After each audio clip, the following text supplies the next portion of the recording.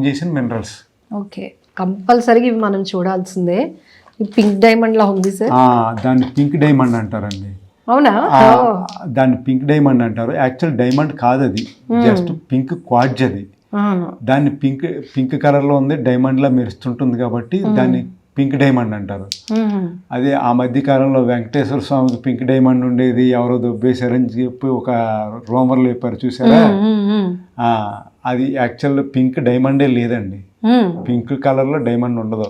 అవునా సార్? ఇదేదో చాలా ఇంపార్టెంట్ లా ఉంది. అసలు డైమండ్ అనేది పింక్ లో ఉండదండి. వాళ్ళు అట్లా పెట్టారు అంతే, పింక్ డైమండ్ ఉండేదని పట్టుకుపోయారని వెంకటేశ్వర స్వామిది అని అప్పట్లో ఒక పూజారితో చెప్పించారు అంతే. ఓకే, ఒకవేళ ఉండుంటే కనుక ఇలాంటి మెటీరియల్స్ తో చేసి ఉండేదా అంటారా? లైక్ మనం రింగ్స్ కి పెట్టుకున్న స్టోన్స్ లాగా. ఇప్పుడు డైమండ్ ఉందనుకోండి, డైమండ్కి స్ట్రెంగ్త్, దాని స్ట్రెంగ్త్ చాలా ఎక్కువ ఉంటుందన్నమాట.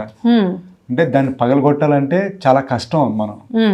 అదే ఇది క్వార్ట్జ్ ఉందనుకోండి, జస్ట్ హ్యామర్తో కొడితే పగిలిపోతుంది.